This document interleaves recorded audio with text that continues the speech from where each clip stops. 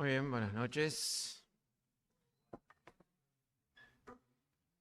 Qué hermosa canción. Gracias, Facundo, por el tiempo de alabanza y, y que no perdamos de vista eso, ¿no?, que dice esta canción. Como dice Tito en su carta, ¿no?, que no podemos olvidarnos que no hubo nada que hubiéramos podido hacer nosotros para salvarnos, que la salvación no es por obras, sino es por su gracia, por su misericordia, que Él nos rescató, ¿no? Y bueno, con ese espíritu también y con esa concepción de uno mismo, poder venir ante la palabra de Dios, y es el deseo de nuestro corazón que Dios pueda estar hablándonos en esta noche. Por eso les invito a abrir la Biblia en Marcos capítulo 9, versículo 38. Marcos capítulo 9, versículo 38.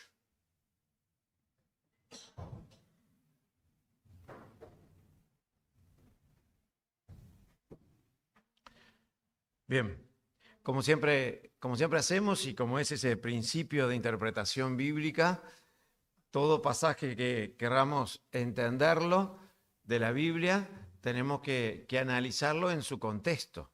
Cuando lo analizamos en su contexto, podemos entender una cantidad de cosas y también nos libramos de malas interpretaciones o de no entender por qué fulano dice tal cosa o por qué sultano dice tal otra. Entonces, siempre es bueno recordar en el contexto, ¿sí?, de los distintos episodios de cómo va la historia del Señor en esta parte del Evangelio de Marcos. El capítulo 9 del Evangelio de Marcos empieza con la transfiguración del Señor, ¿sí? Y bueno, y todo lo que ahí vemos, pero cuando el Señor va a ese cerro, lleva a 3 de sus discípulos y muestra su deidad. ¿Quién es Él? ¿Sí? Que Él es 100% Dios, es el Verbo de Dios hecho hombre. Pero también luego vemos que en simultáneo abajo, ¿sí?, abajo del cerro, en la llanura, en el valle, están los discípulos intentando echar un demonio, sanar, liberar a alguien de un demonio, pero que no pueden. Y ahí está ese padre que cuando llega el Señor le dice, le pedí a los discípulos que echaran fuera el demonio, pero no pudieron. Bueno, y ahí el Señor lo libera. Luego, ¿sí?, en el versículo 30, ¿sí?, vemos que el Señor una vez más anuncia su muerte. Una vez más le dice ahora a sus discípulos en ese círculo pequeño, ¿sí?, ahora el Señor estaba con sus discípulos y le dice, habiendo salido de allí, dice, porque enseñaba a sus discípulos y les decía, el Hijo del Hombre será entregado en manos de hombres y le matarán, pero después de muerto resucitará al tercer día. Pero ahí está ese versículo que nos ayuda a entender a los discípulos y que nos ayuda también a conocernos a nosotros mismos y que nos ayuda también a entender el pasaje de hoy un poquito más. Y es el versículo 32 que dice, pero ellos no entendían esta palabra y tenían miedo de preguntarle, ¿no? ¿Y quién era el que les estaba enseñando? Era el propio Jesús, el maestro de los maestros, ¿sí?, que les estaba hablando de lo que Él había venido acá a la tierra, de que era necesario que Él fuera, que muriera en la cruz, pero que no quedara muerto, sino que al tercer día resucitara. Y ellos no lograban entender. Y eso nos muestra que así también somos nosotros. ¿Cuántas veces el Señor nos habla cuando nosotros abrimos la Biblia en nuestra casa? Nos habla cuando nosotros escuchamos, venimos a alguna de las reuniones, escuchamos un mensaje. Nos habla cuando a través de un devocional, nos habla a través de alguna situación X y nosotros nos cuesta entender. ¿Cuántas veces el Señor tiene que repetirnos sus verdades porque a nosotros nos cuesta entender? Es más, cuando entendemos algo espiritualmente, si cuando entendemos una verdad bíblica de la manera que Dios quiere que la entendamos, no es por mérito nuestro. No es que, hoy ando clarito. No, no andas clarito. La Biblia dice que cuando uno entiende una verdad bíblica es porque el Espíritu Santo te ayudó a entenderla. Entonces, el mérito es de Dios. Pero ellos escuchaban, veían al Señor y como que no entendían muchas de las cosas. Pero aparte, les había pasado también esta situación de que habían intentado echar fuera a aquel demonio del muchacho y no habían podido. Y ahí estaban ellos, ¿no? Y por un lado empezamos a ver que hay como dos enfoques. Por un lado está el Señor. Foco, su cabecita puesta en Jerusalén.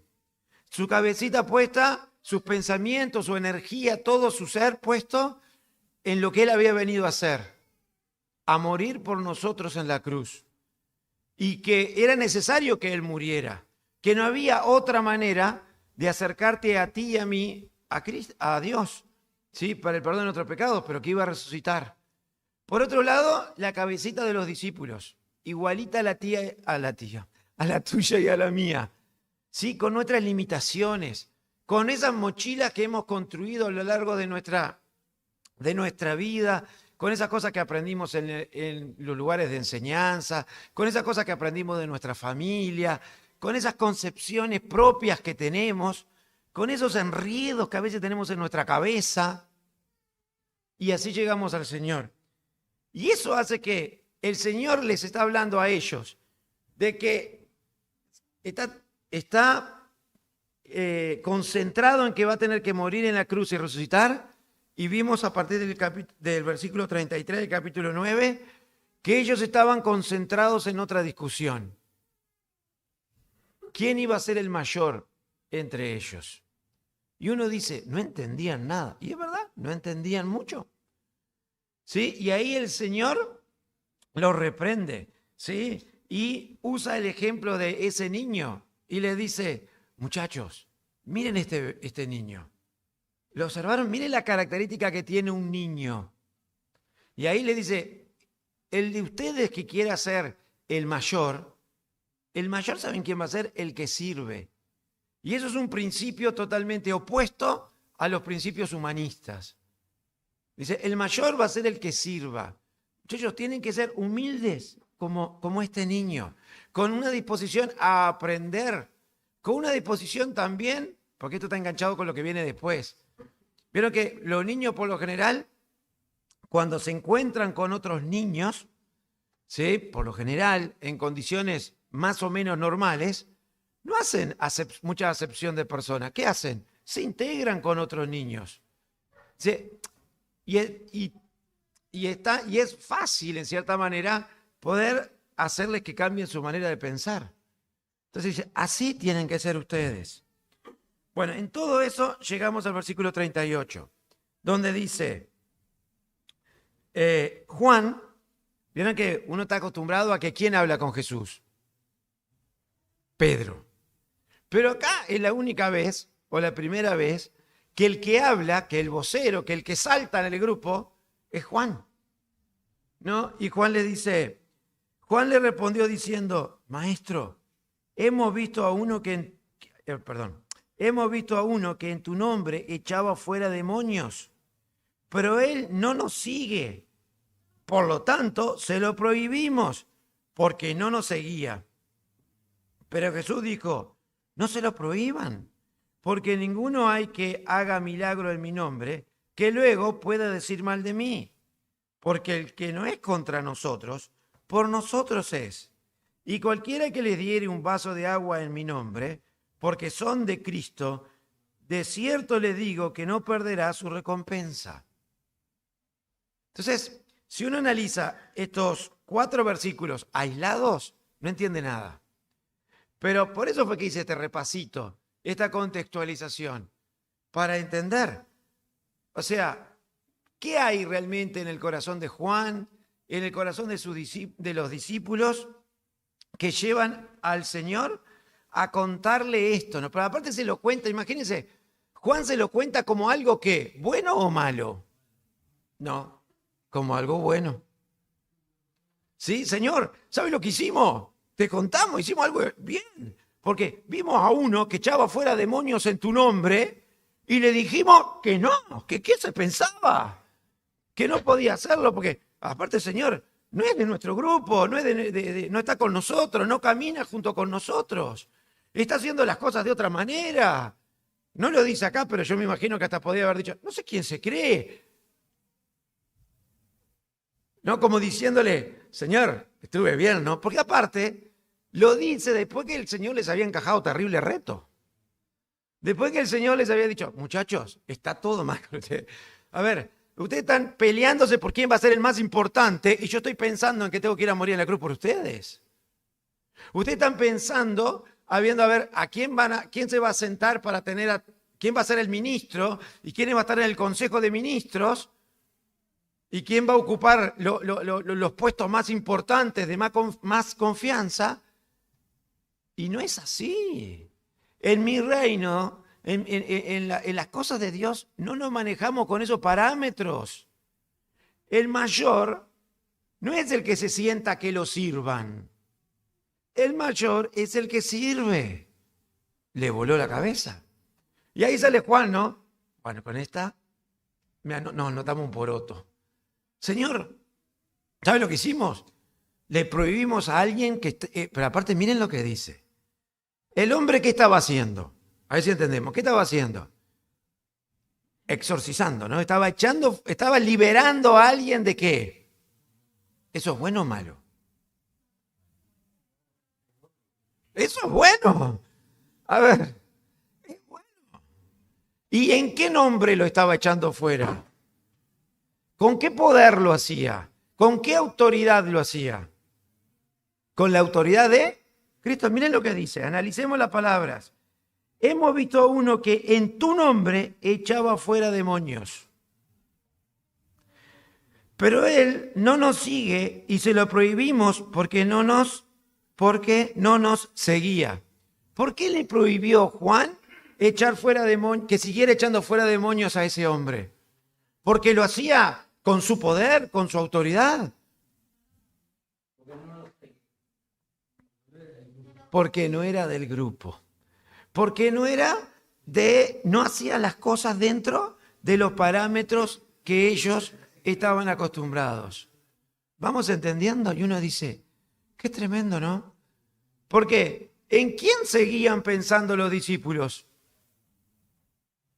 ¿A quién seguían dándole importancia a los discípulos? A ellos mismos. Porque en ningún momento pensaron que ese hombre, ¿sí? Porque acá el Señor dice que no lo hizo.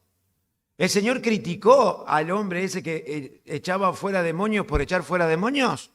No. ¿Dice acá el Señor que no, que era mentira, que les decía y no lo hacía? No. Por lo que uno ve acá, realmente ese hombre echaba fuera demonios. ¿Pero en el nombre de quién? De Jesús. Por lo tanto, ese hombre, ¿en quién había creído? En Jesús. ¿De qué se había dado cuenta? Uno infiere de que ¿qué se había dado cuenta? De que Jesús realmente era el Mesías, que era Dios. Por lo tanto, nosotros vamos a leer más adelante en Mateo capítulo, déjenme ver porque se me perdieron los apuntes acá. Aquí está. Mateo capítulo 12, versículo 30, donde el Señor dice, el que no es conmigo, contra mí es. El que no junta conmigo, ¿qué? Desparrama. Entonces, ese hombre, ¿con quién se estaba metiendo? Con Satanás mismo. Entonces, el problema no era que echara fuera demonios. ¿Cuál era el problema? Que no era del grupo de ellos. Entonces, esto nos tiene que llevar a pensar, ¿no? Y pensaba algo más también. Miren, les digo, en la versión en algunas versiones, porque en la Nuestra Reina Valera dice, porque no sigue con nosotros. En otra traducción dice, porque no es de nuestro grupo. Entonces, ¿cuál era la verdadera razón? ¿Sí? ¿Qué había realmente en el corazón de ellos? Yo anoté algunas cosas acá. Dice, si no está en nuestro grupo, no puede. No tiene derecho a servir al Señor. No importa que lo haga con el poder de Dios, en el nombre de Jesús. No importa que esté liberando gente del poder de Satanás. No importa que dé la gloria al Señor. no lo hace con nosotros, ¿sí? No lo hace de la manera que nosotros supuestamente lo hacíamos. Y pensaba también en otro episodio que cuando, en situación totalmente distinta, pero miren cómo hay una manera, un encara diferente cuando el apóstol Pablo, en Filipenses capítulo 1, versículo 18, habla de personas que en realidad predicaban el evangelio, pero con una motivación incorrecta. Predicaban el evangelio por celos, ¿sí? Y aún con esa motivación incorrecta, como estaban haciendo algo a favor de la gente y predicando a Cristo, Pablo, ¿qué dice? ¿Que no lo hagan más? No dice que no lo hagan más. Dice, bueno, aunque no es la motivación correcta, están predicando el evangelio. Pero acá en este episodio de este hombre, ¿dice que lo hacía por celos? No dice nada de eso. Solo dice, echaba fuera demonios en el nombre de Jesús. Entonces uno dice, ¿qué nace ahí? Nace algo que todos nosotros tenemos. Nace algo que le ha hecho mal a la iglesia a lo largo de los tiempos. Y es que tenemos dentro de nosotros como aquel que no hace las cosas a nuestra manera y de nuestra forma, aquel que no se junta con nosotros, aquel que no sigue nuestros protocolos o nuestros formatos, entonces, no es de nosotros. Como que está haciendo las cosas mal. Y saben, eso es lo que le ha hecho algo tremendo a la iglesia. Miren la respuesta que el Señor le da. Primero, ¿qué le dice? No se lo prohíban. Segundo, le da 2 razones por las cuales no prohibírselo. Porque ninguno hay que haga milagro en mi nombre que luego pueda decir mal de mí. El Señor dice, a ver, este hombre no se va a volver en contra mía. Porque él hace los milagros en mi nombre. Luego no va a salir a decir, como dicen los fariseos y los jefes religiosos, que yo he hecho, y va a decir que yo vengo de Satanás. No se va a volver en contra de nosotros. No es de otro grupo, pertenece a nuestro grupo. Y B, les dice, porque el que no es contra nosotros, por nosotros es. O sea, ¿qué le está diciendo? Tenemos que aprender a ser tolerantes. Tenemos que aprender a convivir con otros que de repente hacen las cosas en forma diferente, pero con una motivación y con un objetivo correcto. Y que aparte lo hacen ¿en qué? En mi nombre, en el nombre de Dios. Yo anoté acá también, que alguien tenga cosas diferentes en su forma de hacer las cosas o pensar. Si lo hace en Dios, tenemos que ser tolerantes. Dándole la gloria a Dios y con el poder de Dios, hay que considerarlos del mismo bando. ¿Por qué? Porque buscan lo mismo. Mateo 12:30, que es ese versículo que yo les decía hoy, que el Señor dice lo siguiente: el que no es conmigo, contra mí es. Y el que conmigo no recoge, desparrama. Este hombre, ¿qué estaba haciendo? Recogiendo. Sí, estaba recogiendo.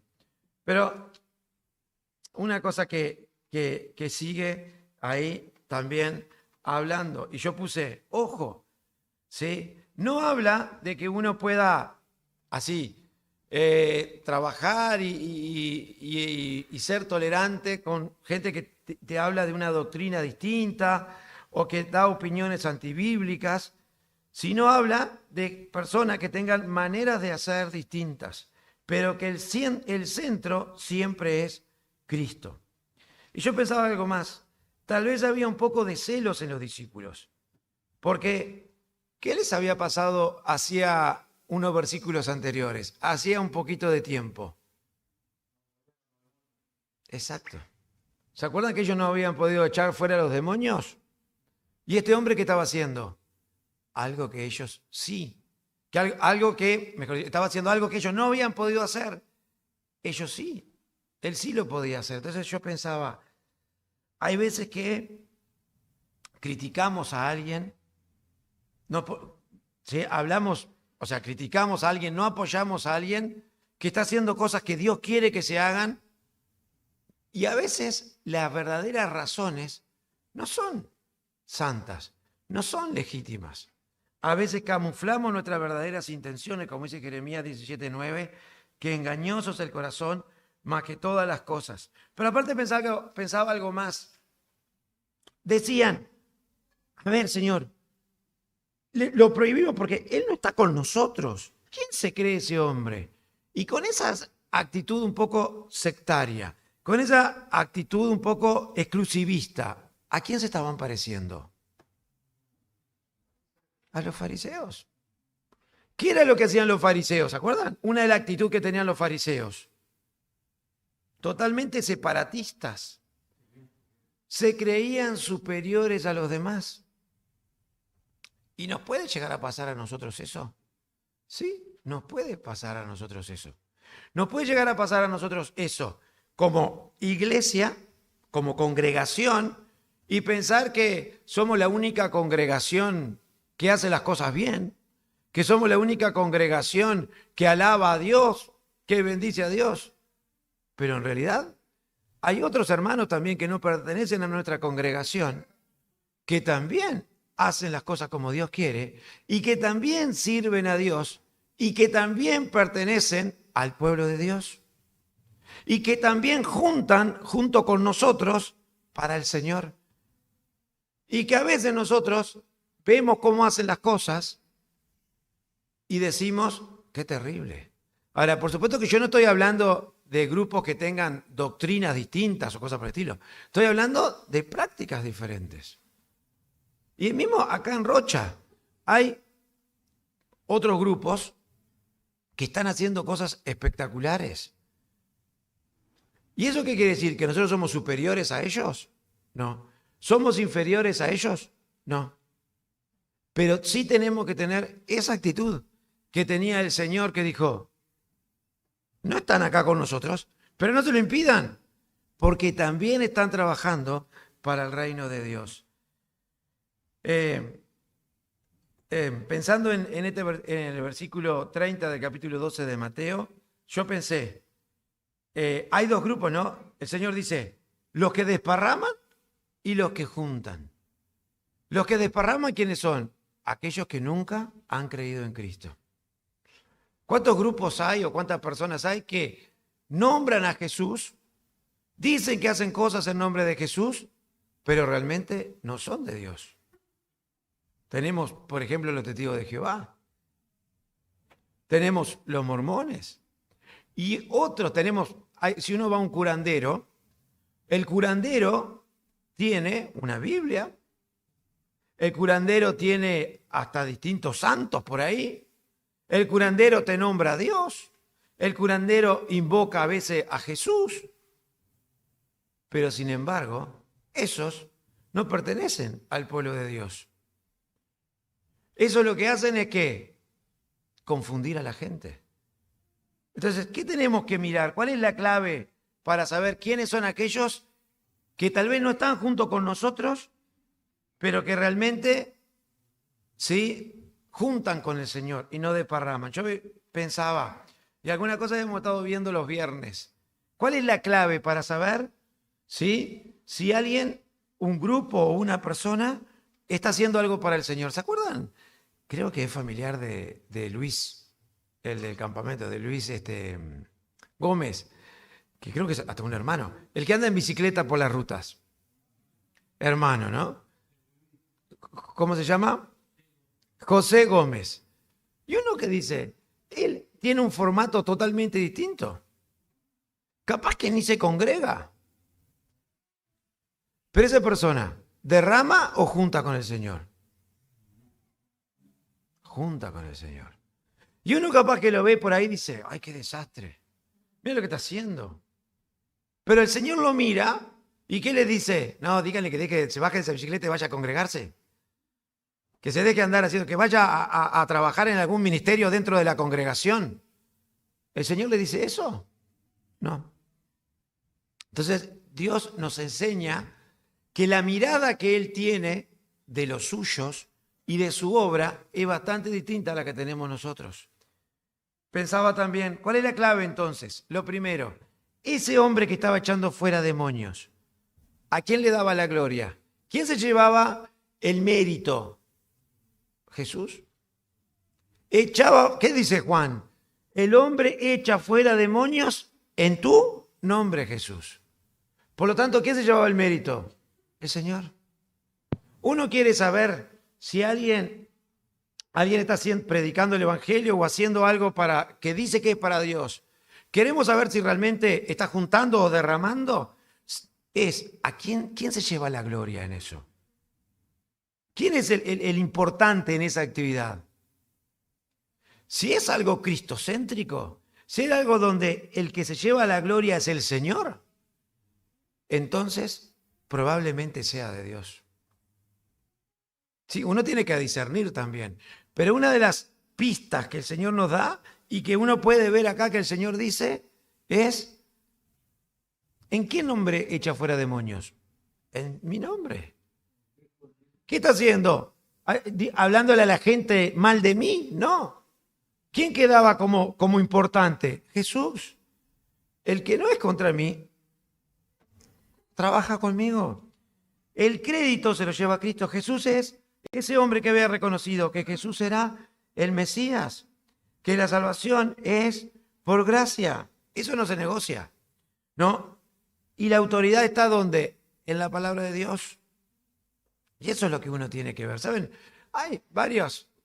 Hay hasta grupos por ahí y personas que hacen distintas actividades. Y yo no voy a decir acá que sea la mejor manera de hacer las cosas. Pero hay veces que no podemos ser cuadraditos. Y uno tiene que aprender que Dios a veces permite que ciertas personas hagan las cosas de otra manera. ¿Sí? Porque ahora vamos a aprender que todos los que confiesan a Jesús como su Salvador están dentro de ¿qué? De la iglesia. Todos somos parte de la iglesia.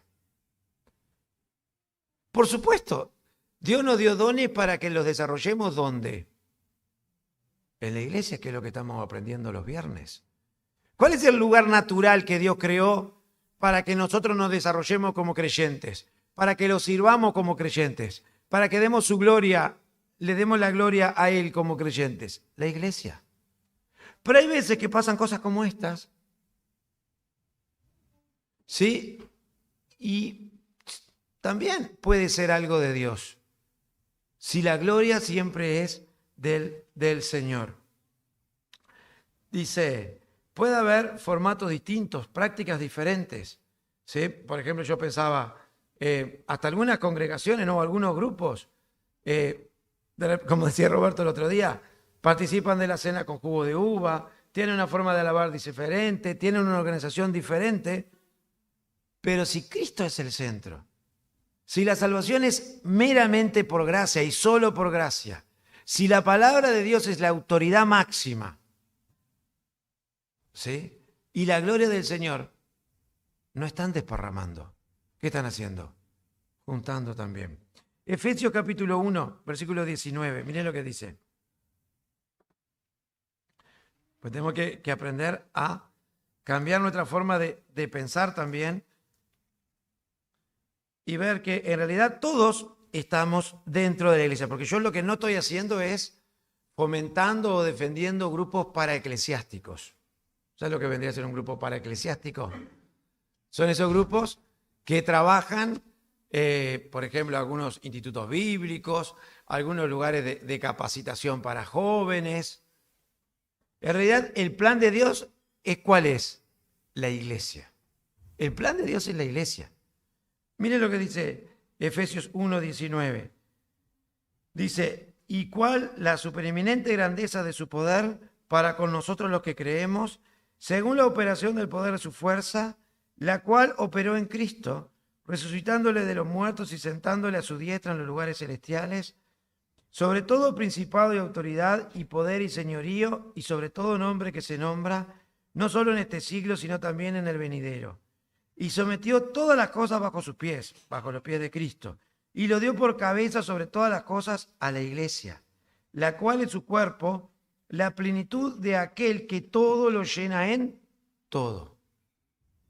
¿Cómo hago para discernir si alguien está haciendo algo que es de Dios o no es de Dios? Toda la gloria tiene que ser ¿para quién? Para Cristo. Para Cristo. Sí, para Cristo. Mira lo que dice Efesios capítulo 4, versículo 11, dice, y él mismo, o sea, Dios mismo, constituyó a unos apóstoles, a otros profetas, a otros evangelistas, a otros pastores y maestros, a fin de perfeccionar a los santos para la obra del ministerio, para la edificación del cuerpo de Cristo, hasta que todos lleguemos a la unidad de la fe y del conocimiento del Hijo de Dios, a un varón perfecto, a la medida de la estatura de la plenitud de Cristo, para que ya no seamos niños fluctuantes, llevados por doquiera de todo viento de doctrina, por el estratagema del hombre que para engañar emplean con astucia las artimañas del error, sino que siguiendo la verdad en amor, crezcamos en todo en aquel que es la cabeza, esto es en Cristo, de quien todo el cuerpo, bien concertado y unido entre sí por todas las coyunturas, que se ayudan mutuamente según la actividad propia de cada miembro, recibe su crecimiento para ir edificándose en amor. Y este es el plan de Dios. Hay una cosa que es muy interesante que está diciendo siempre la iglesia. Entonces hay que recordar las organizaciones, las gestiones, que son integradas por gente de muchas iglesias con un propósito de servir a Dios. En realidad, quienes las integran son miembros de varias iglesias. Exacto. Y es un misterio precioso. Nadie cabe duda que la idea bíblica ha sido una bendición para todo el mundo. Exacto. Los Gedeones, me estoy acordando. Entonces,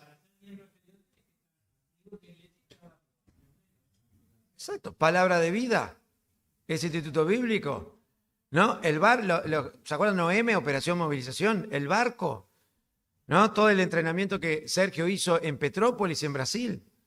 Entonces, esa gente, ¿desparramaba? ¿Desparrama? No, junta. Ahora, todo eso tiene que servir ¿para qué? ¿Para quién sea edificada? La iglesia. No podemos perder de vista eso. En los tiempos que estaba este hombre haciendo eso, ¿la iglesia estaba? No, la iglesia no estaba. Este hombre estaba trabajando por allá. Lo que Cristo dice, ese hombre, no lo prohíban porque lo que él hace es para la gloria de Dios también. Entonces, qué interesante que es eso, ¿no? Porque aquí lo que el Señor critica, o no sé si critica, lo quiere enseñar a su discípulo es, tenemos que tener cuidado, porque muchas veces tenemos esa tendencia a agruparnos de tal manera que dejamos fuera a otros. O unos nos creemos mejores que otros. Y en realidad, ¿en la iglesia hay unos mejores que otros? No. Dice, a mí me encanta este versículo, ¿no? Dice, que ¿cómo da el crecimiento Dios a la iglesia? Según la actividad propia de cada uno de sus miembros. Y qué precioso que es eso. Ahora, la iglesia acá en Rocha no solo somos nosotros. Hay otras congregaciones que hacen las cosas distintas a nosotros. Algunas. Pero mientras Cristo sea el centro, mientras la salvación sea por fe y solamente por gracia, mientras la palabra de Dios sea el centro y la autoridad sea Cristo, están juntando con nosotros. Y eso es lo que nos tiene que alegrar. Pero pensaba también dentro de nosotros, dentro de la congregación. Hay veces que hacemos cosas como, aquel que no hace las cosas como a mí me gusta, podemos tener una tendencia a dejarlo para el costado. Tenemos que cuidarnos de eso. Y después el Señor, que uno dice, qué fantástico, ¿no? Porque no solo le está diciendo, a ver, no le impidan. Él está contribuyendo también al desarrollo del reino de Dios. Le dice, es más, le voy a decir algo más. Cualquiera que les dé a ustedes un vaso de agua en mi nombre, porque son de Cristo, de cierto les digo que no perderá su recompensa. Entonces ahí el Señor pasa a decirle y a mostrarle la importancia que Él le da ¿a quiénes? A aquellos que son sus hijos. ¿Se acuerdan del pasaje cuando la madre de Jesús y sus hermanos lo van a buscar? Y van y le dicen a Jesús, tu madre y tus hermanos te están buscando, así que deja lo que estás haciendo y anda, que te vienen a buscar tu familia. Así que, dale, muévete. Y Jesús, ¿qué le dice? ¿Quiénes son la familia de Dios? ¿Quiénes son la familia de Jesús? Lo que hace la voluntad del Padre. Hoy en día, ¿cuál es la familia de Dios? ¿Quiénes son las madres, o sea, las hermanas y los hermanos de Jesús? Si hemos creído en Cristo, tú y yo. No los que vienen a la iglesia. No. Los que han nacido de nuevo. Los que dejaron de ser de la familia de Satanás y por creer en Cristo, Juan 1:12, el Señor les dio la autoridad de ser llamados hijos de Dios. Por nacer de nuevo. Y el Señor dice, ¿y saben qué? Ahí habla del Señor, de la estima que el Señor tiene por todos aquellos, no importa dónde estén, que son de su pueblo. Yo anoté algunas cosas, dice, todo lo que se le hace a un creyente, indirectamente se lo hacemos ¿a quién? A Dios. Somos su familia, de los suyos. Somos un cuerpo. Para Jesús no pasa desapercibido el trato que tenemos con los creyentes. Y no solo eso, sino que recompensa el buen trato. Miren, Mateo 25:40 habla de esto. Y el Señor dice de los suyos. Miren cuando dice Mateo 25:40, no dice, de cierto le digo, en cuanto lo hicisteis a uno de estos, mis hermanos más pequeños, a mí lo hicieron, a mí lo hicisteis. Entonces, yo pensaba, ¿no? Primero que el Señor le está diciendo, miren que yo también lo considero a Él, aunque no esté acá en el grupo nuestro. Yo también lo considero a Él, aunque no esté acá. Yo considero a todos mis hermanos, a todos los que creen en mí, a cada uno de los creyentes. Y esta frase, ¿no? Lo que yo le hago a un hermano, indirectamente se lo hago al Señor. Pensemos, ¿qué cosas le hacemos a los hermanos? No las digan en voz alta. Le hacemos cosas buenas y le hacemos cosas no tan buenas. Tenemos pensamientos de bien para los hermanos y tenemos pensamientos que no están tan buenos sobre los hermanos. Que tal vez el hermano nunca se entera. ¿Cuántas veces ustedes deben haber tenido algunos pensamientos capaz que hacia mí? Y yo no me enteré. Pero ¿quién sí se enteró? ¿Quién se enteró? El que conoce todos los pensamientos. Aquel que no le podemos ocultar nada. ¿Quién? El Señor. Y cuando yo me enojo contigo, si eres creyente, cuando yo tengo pensamientos y actitudes y acciones destructivas para mi hermano, que van en contra de mi hermano, en realidad el Señor dice, ¿a quién también se lo estoy haciendo? Al Señor. Así que cuando yo critico a mi hermano, cuando yo le doy palo a mi hermano, cuando yo no oro por mi hermano, cuando yo no me intereso en mi hermano, cuando lo dejo tirado a mi hermano, eso también indirectamente, ¿a quién se lo estoy haciendo? Al Señor, porque el Señor lo toma como propio. ¿Ve cuando en la familia uno dice, sí, porque se lo hicieron a mi hijo? Y si se lo hacen a mi hijo, es como si me lo hicieran a mí. ¿Nunca escucharon esa frase? Y el Señor dice lo mismo. Dios dice lo mismo. Por eso acá dice, cuando viene alguien y le pone el ejemplo a ellos, para que aprendan a valorar a los demás como y a no pensar que son superiores a los otros por estar con el Señor, por ser de ese grupo. Dice, cuando a ustedes le dan un vaso de agua, es como si a mí me dieran un vaso de agua.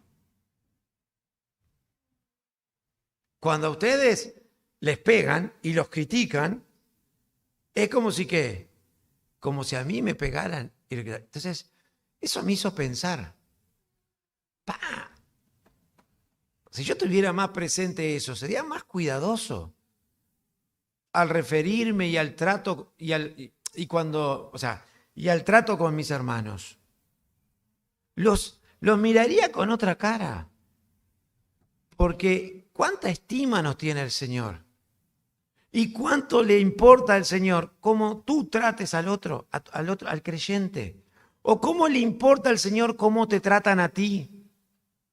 Cuando viene alguien, porque muchas veces los no creyentes nos pelean, porque el no creyente no ama las cosas de Dios y muchas veces hace cosas para hacernos daño y nos tiene acá y por ser creyentes nos quiere hacer daño porque él responde a los intereses de Satanás.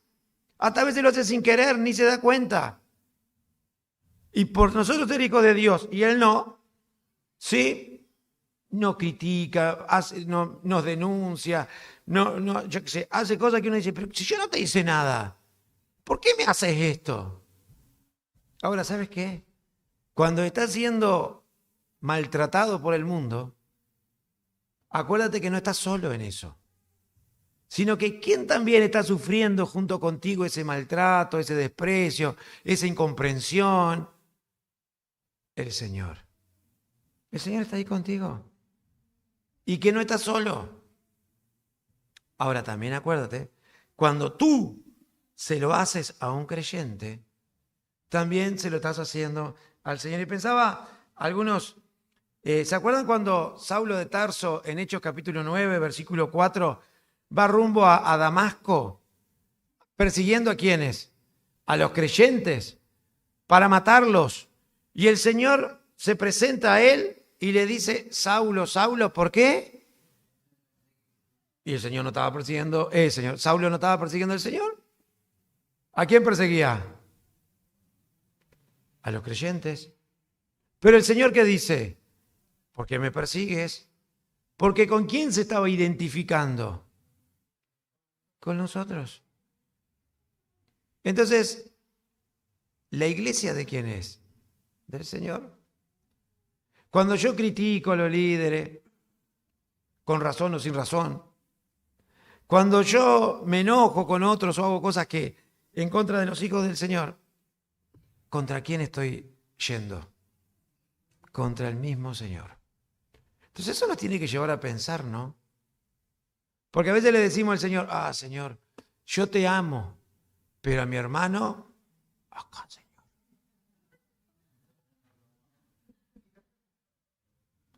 Y primera Juan, ¿qué te dice? Mentiroso. No, es verdad, lo tengo acá. No, eso es verdad. Mentiroso lo otro. Mentiroso que amas a Dios.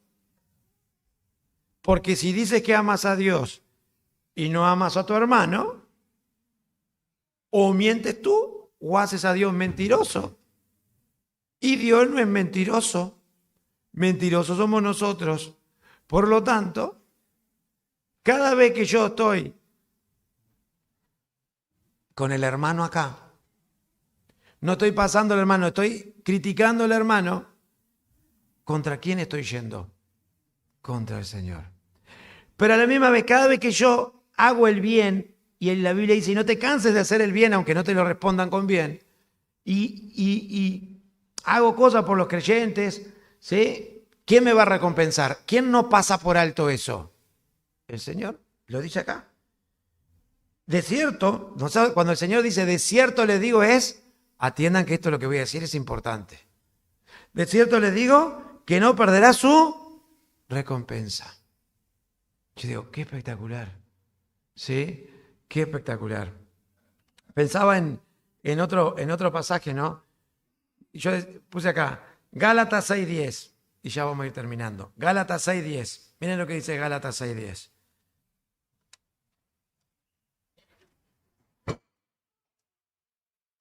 Gálatas 6:10 dice, así que, según tengamos oportunidad, hagamos bien a todos y mayormente a quienes, a los de la familia de la fe. Como dice Santiago también, viene un hermano y saben que a mí me cuesta eso. Porque aunque a mí me dieron mucho cuando yo era joven, y gracias a la misericordia de mis hermanos, muchas veces iba a trabajar con la ropa que me daban, porque la ropa que tenía no me daba para ir a trabajar. Uno se olvida y da lo que le sobra y le dice al hermano, no tengo nada para darte de lo que me sobra.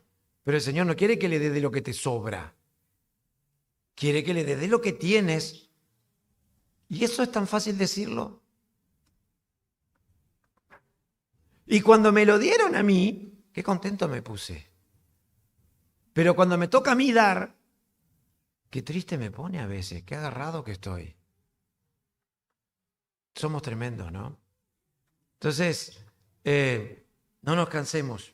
Dice 1 Juan 3, versículos 17 al 18, un poquito lo que estaba diciendo.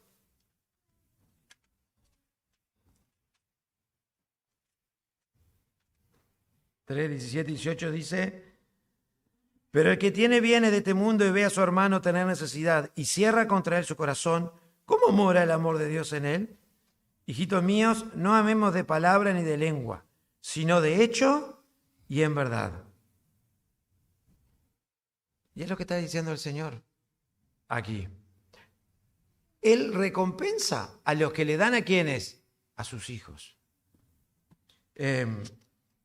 Y después se anotaba muchas cosas más. 1 Timoteo 5:8, 1 Juan 4, ahí mismo en 1 Juan capítulo 4, miren qué bueno que está. 20 al 21 dice, si alguno dice yo amo, es lo que estaba diciendo, si alguno dice yo amo a Dios y aborrece a su hermano, es mentiroso. Pues el que no ama a su hermano a quien ha visto, ¿cómo puede amar a Dios a quien no ha visto? Entonces, termino diciendo esto, ¿no? En este episodio donde el Señor tiene que seguir trabajando en el corazón de los discípulos, porque ellos seguían pensando en ellos mismos y seguían pensando con una cabecita humana, donde no consideraban al otro, sino se consideraban ellos mismos. El Señor les dice, a ver, tienes que aprender a pensar como yo pienso. Y ver, ¿sí? Que no todos van a pensar y ser iguales que tú. Y que tienes que aprender a ¿qué? A tolerar a los demás. Amar a aquellos que me sirven, aunque hagan las cosas distintas a ti. Y eso es muy fácil con los de afuera. Pero dentro de la iglesia también tenemos diferencias. ¿Y qué nos enseña el Señor? ¿Solo tengo que servir al Señor con los que hacen las cosas igual que yo? ¿Con los que piensan igual que yo? ¿O tengo que servir al Señor con aquel que tal vez tiene una manera de hacer la cosa diferente, pero tiene el mismo objetivo, que es servir al Señor, dar la gloria al Señor? Somos bien distintos, pero nuestro objetivo, ¿cuál tiene que ser? Que el hermano se parezca a mí. ¿Que yo parecerme al hermano? No, ¿cuál tiene que ser? Que nos parezcamos a Cristo. Y para eso tenemos que también cambiar nuestro chip y aprender a qué. A que cuando yo hago algo por el hermano, esa acción no pasa desapercibida. ¿Quién la considera? ¿Quién la tiene presente? El Señor. Y Él la nota ahí. Le dio un beso al terminar la reunión. Le preguntó por mensaje de texto por qué hacía tanto que no venía. Lo fue a visitar. Yo estoy diciendo todas cosas que me cuestan a mí. Dar besos no, porque soy besuqueiro. Pero la otra cosa sí. ¿No? conversó un ratito con aquel que le cuesta conversar. Porque son tan distintos. Que se para frente a él y no sabe ni de qué va a hablar. Y que, pero me aburro. No sé ni qué decirle. Para colmo veo a los que son como yo, que están hablando buenazo allá en la esquina. Y yo acá, y lo miro y busco que alguien venga a rescatarme. Alguien más, por favor. Así se lo enchufa a otro. A veces nos pasan estas cosas. Somos igualitos a los discípulos. ¡Ja! Le dije que no hiciera más. Tenemos que aprender a amarnos a pesar de las diferencias que tenemos. ¿Sí? De una cantidad de cosas. Cuando el objetivo es servir a nuestro Señor. ¿Sí? El Señor bendiga su palabra.